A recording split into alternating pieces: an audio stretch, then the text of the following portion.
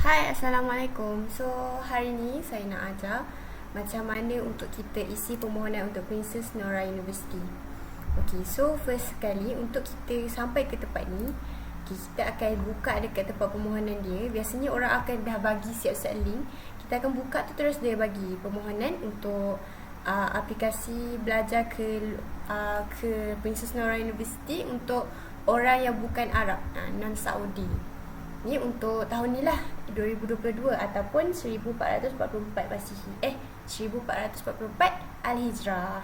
So, permohonan telah pun dibuka pada 23 Februari yang lepas and akan sampai 27 Mac ni lah. Yang mana hari ni 23 hari bulan 3.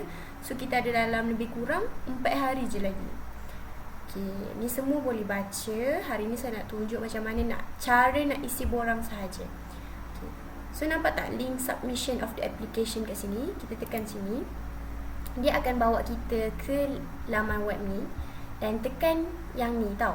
Yang ni untuk permohonan daripada orang yang luar daripada Arab Saudi lah. Okay, kita tekan kat sini. Dan kita akan keluar kat laman web ni. Okay, yang ni adalah semua yang kita kena isi.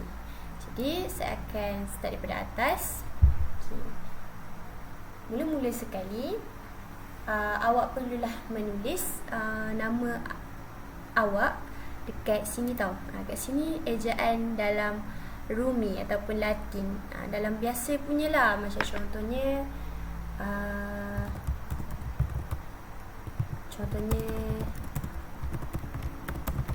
si kecil binti comel. Contoh lah.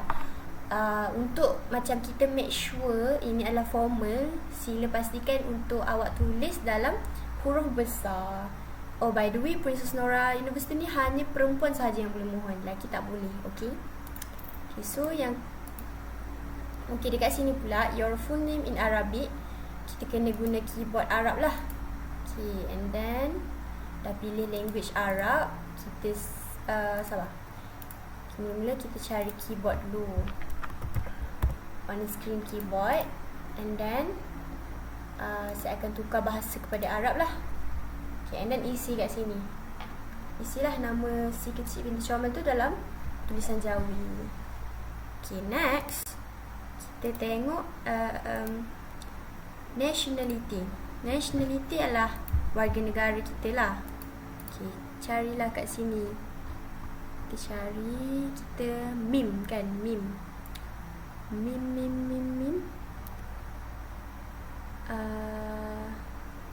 Malizi. Okay, and then isi passport number. Passport number ni paling penting tau. Sebab kalau awak nak apa-apa masalah permohonan awak, pihak universiti akan kontak awak melalui passport number. So, pastikan passport awak hidup. Dan passport number awak ni yang paling latest lah, iaitu passport awak tu kena hidup lah. Dan isi passport number kat sini. And then isi passport number kat sini. Kita sambung.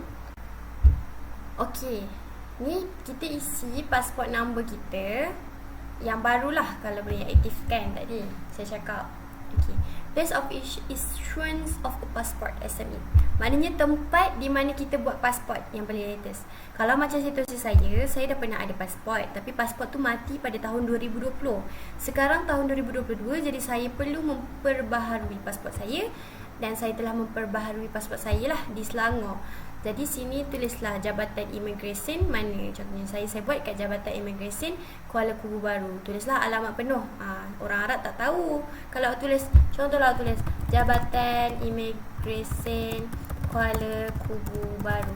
Kuala Kubu Baru tu kat mana kan? Tulislah kat sini. Tulis kat Selangor, postcode apa semua tulis macam alamat penuh. Okay, so expired date of passport ni tulis expired date passport. Contohnya saya buat 2022, pasport saya aktif selama 5 tahun. Jadi akan akhir pada expired pada 2027. So isilah kat sini berapa hari bulan. Biasanya tarikh kita perbaharui lesen, tarikh tu juga tamat, cuma tahun je lain, iaitu 2027. Okay, ni tarikh lahir daripada pasport, maknanya tarikh lahir awak lah, bukan tarikh lahir pasport. Tarikh lahir awak. Contohnya macam permohonan tahun ni, saya berumur 19 tahun. Jadi saya lahir pada 2003. Okey, seterusnya. Okey, ni data akademik pula. Data akademik kita bagi orang Malaysia, kita perlulah menggunakan sijil SPM. Okey, kalau kat sini tengok bila tarikh pengeluaran SPM awak tu. Syahadat Athaniyah ni SPM lah. So bila tarikh tu boleh tengok dekat sijil SPM masing-masing. Kalau macam saya punya SPM sepatutnya 2020, tapi sebab COVID kita orang SPM pada tahun 2021 lah. Tapi sebenarnya SPM 2020. Jadi tarikh kita orang dikeluarkan sijil SPM tu adalah 2021. Okey, nama sekolah di mana SPM awak tu ambil. Contohlah kan, awak sekolah dekat SMKA. Contohlah mana-mana SMKA. Mana nak tulis? Mana-mana lah kan. Yang tempat awak ambil SPM tu lah. Tulislah SMKA yang mana. Okay, lepas tu ni dia cakap apa ni? Okey, kita sambung. Macam tadi saya kata, okey, ni nama sekolah di mana sijil SPM yang tempat kita ambil tu lah. Contohnya SMKA Melor lah kan. Contohlah SMKA. Alamak, pada balik. Okay, SMKA Melor. Okay, ni tempat di mana kita negara, country ni negara yang kita ambil tu. Okay, kalau place of origin secondary education certificate ni negara mana tempat kita ambil sijil SPM. Contohnya SPM kita ambil kat Malaysia. So tulislah kat sini Malaysia. Okay. Okay, ni jenis yang sijil SPM kita tu. Okay, scientific section ni, kismu ini aliran sains. Ni kismu adabi, aliran sastra, and ada ni rasa tak boleh tekan. Boleh ke yang tengah ni? Ni kismu adabi punya first. Ni kismu ilmi, ni ukhra. So kalau macam saya ambil aliran sains. So saya tekan yang ni. Ni performance keseluruhan sijil SPM anda. Dia tak ada tahu berapa A kat sini. So pilih je yang mana yang awak rasa bersesuaian dengan sijil SPM awak. Okay, your native language, bahasa kebangsaan lah kan. So tulislah bahasa Melayu. Macam tu. Lepas tu dia tanya, adakah awak pernah belajar dekat Saudi? Mana-mana di Saudi? Tekan la. No. Ni di Memandang Sedia ada. Lain lah kalau tekan Naam. Sama je. Tengok Naam boleh isi. Sorry lah, this is my first time juga isi sebab tu kalut juga. Okay, so biarkan no je. No. Ni ada tak masalah kesihatan fizikal? No. Ada tak masalah kronik? No. And then kena make sure lah, sebab dia tulis kat note ni sebelum bila awak dah diterima applicant. Okay, kita baca sama-sama lah. Susah betul, keling. The applicant will undergo a medical examination in her country before coming to the kingdom in the event of her acceptance, as well as a medical examination in the kingdom of Saudi Arabia upon her arrival. So it is necessary to fill in the above data accurately. Okay, tadi kan awak kata no kan. Seandainya applicant ni, iaitu awak sebagai pemohon, diterima untuk masuk ke Princess Nora University, of course sebelum awak meninggalkan Malaysia untuk ke Arab Saudi, awak akan melalui satu medical exam lah, medical examination, macam medical check up. Cuma mestilah kan lagi sulit, maknanya dia nak air kencing ke darah ke apa semua, saya tahulah sebab saya pun tak diterima lagi. Okay, dan bila dah sampai dekat Kingdom of Saudi Arabia, maknanya medical examination kita tu mestilah sahih dan tepat lah. Dah lah kita, maknanya bila permohonan kita diterima, kita akan melalui medical examination tu, dan Kingdom Saudi Arabia akan tengok kita punya medical examination tu sama ada boleh, memang betul tak budak ni sihat. Macam tu. So communication data ni, masukkan nombor telefon.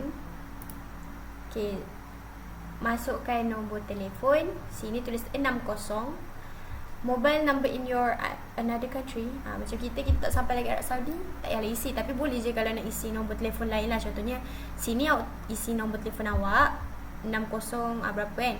Sini awak tulis isilah nombor telefon mak ke, abang ke, kakak ke, ayah ke. Tak 60 juga. Okay. Your address in your country. Okay, yang ni your address in your country. Yang ni kita isilah alamat rumah kita kan.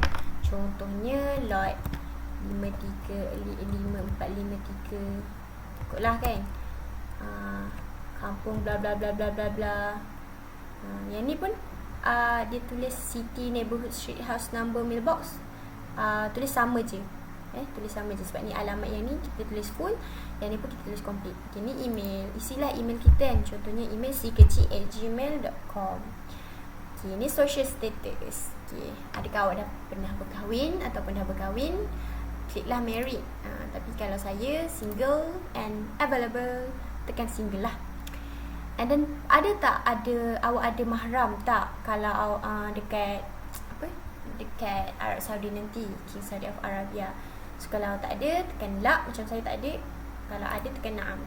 Na'am ni nanti dia akan keluar lah untuk awak isi info tentang awak punya mahram. Contohnya abang awak belajar kat sini ke, so boleh isilah nombor iqamah, apa relationship relatif awak dengan mahram awak, nama dia, mobile phone dia, email dia. So macam saya lah. Okay, a place to come. Kalaulah awak diterima,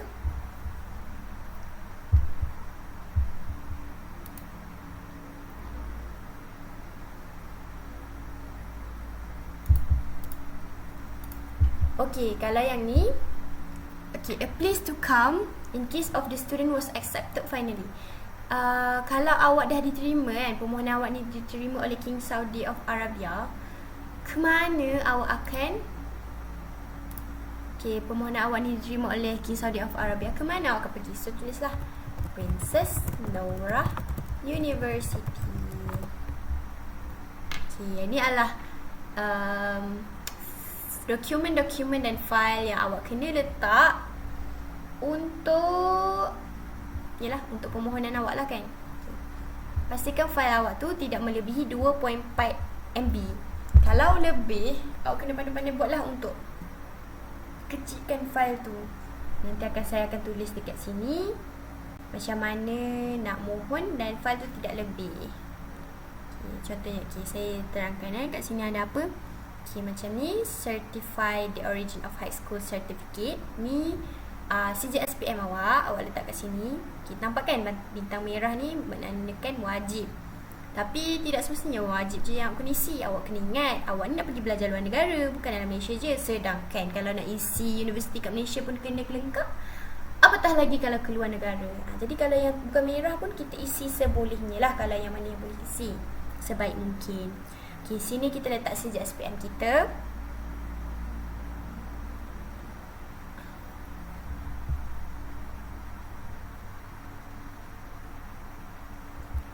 Sini dia kata Certified Academic Record, CJSPM asli. Sini CJSPM asli tahu. Maknanya yang ori punya, yang memang ori punya, yang bahasa Malaysia punya. Yang betul-betul ori, saya letak kat sini contoh. Okay, yang ni pun sijil SPM asli kita. Letak kat sini. Okay, yang ni certificate high school tu, maknanya sijil SPM kita tapi translation to Arabic or English. Yang ni sijil SPM terjemahan, sama ada awak nak terjemah yang bahasa Arab punya ataupun yang bahasa Inggeris punya. Maknanya awak boleh buat sijil terjemahan awak ni dekat ITBM. Itulah nama ITBM sendiri. ITBM. Tengok okay, ni nama WM ni. Okay, kalau kata awak nak tahu macam mana kita nak dapatkan sijil terjemahan, nanti saya akan lakukan next video. Kalau nak lah, boleh komen lah. Tapi kalau dah ready tak apalah, tak nak ajar. Okay, macam ni. Ni ambil ni terjemahan online. Okay, sama ada English atau Arab. Okay, yang ni a copy of good conduct certificate. Ni sijil bukan. Yang ni husnul sirah ataupun tazkiyah. Dia sama ada dua, sama ada awak letak husnul sirah wa suluk ataupun tazkiyah. Tazkiyah kena ada 2 kan. Awal letak lah mana-mana. Okey, yang ni pasport. Pasport awak yang sah, maknanya tak expired lagi. Kalau expired kena renew. Okey, yang ni letter of no objection. Letter of no objection from the applicant's government. Ni clearance letter dari KPT, surat pemansuhan kan. Surat pemansuhan apa? Tapi surat clearance letter lah daripada KPT. Kalau macam kita orang nak mohon tahun ni, sebenarnya dah lama dah KPT mengeluarkan untuk mansuhkan letter ni. So kalau macam kita orang, saya akan letak kat tepi ni, dah ada surat rasmi, memang tak payah nak isi benda ni. Maknanya kalau dia minta, kita tak ada dah lah, KPT tak keluarkan dah surat tu. Ataupun kalau awak tak ada surat tu, awak boleh je letak PDF kosong ataupun PDF tazkiyah ke husnul suluk ke good conduct kat sini kan. Sebab ni tak ada bintang merah tau, maknanya tak wajib. Okay, kalau yang ni Certificate of Clearance of Security, maknanya ni adalah good conduct, sijil kelakuan baik dari Wisma. Kalau tadi sijil terjemahan ITBM. Tapi kalau sijil yang daripada Wisma good conduct tu dekat e-consular, awak pergi je e-consular, and then dia akan bring you to here, and then awak kena isilah maklumat awak, masuk. Ni ada panduan permohonan sijil kelakuan baik, tekan je. Okay, next ni medical report. Medical report awak, okay, macam tadi sijil good conduct tu, awak kena maknanya sijil good conduct awak tu contohlah dikeluarkan 23/3/2022. Sijil good conduct tu hanya bertahan selama 5 bulan tau. Kalau awak pernah ada sijil good conduct tapi tarikh pengeluarannya dia 23/3, tapi awak dah lebih 5 bulan dah, so awak kena buat good conduct yang barulah. Tengok ni, with its translation into Arabic or English. Pastikan good conduct awak tu dalam Arab ataupun English. Okay, and then medical report sama ada Arab ataupun English. Tidak lebih daripada 3 bulan daripada date of submission. Contohnya pengeluaran medical check up awak tu, macam saya kata lagi, 23/3, tapi awak nak mohon tu 3 bulan selepas tu. So tak boleh, kena buat medical check up yang baru. And pastikan medical check up awak tu dalam Arab dan English, atau English. Sebab kebiasaannya kalau buat medical check up dekat sama ada hospital kerajaan ataupun swasta, of course dia akan guna medical check up yang bahasa Melayu. Ni tuliskan ujian sampel air kencing bla bla bla, X-ray, tapi tulis bahasa Melayu. Jadi awak kena ada orang panggil borang medical check up sendirilah yang bahasa Inggeris, and bagi dekat klinik yang awak nak medical check up tu. Suruh dia guna yang tu, dan bolehlah letak kat sini. Ni contoh yang saya punya, saya letak kat sini. And then ni adalah bukti surat mahram lah, kalau ada mahram. Kalau tak ada, tak payah letak, ataupun letak je lah. Kalau tak boleh nak isi, letak kertas kosong je, PDF kosong je. And then this is obligation, syarat-syarat lah awak kena baca lah kan. I pledge all information is correct. Kalau di accept, saya akan ikut rules university, akan bawa origin file. Kalau diterima, bla bla bla bla bla bla. And then tekan yang ni, and then boleh send. Tu je daripada saya. Sekian, terima kasih, semoga berjaya diterima. Kalau tak diterima pun tak apalah, anggap ni pengalaman. Assalamualaikum warahmatullahi wabarakatuh.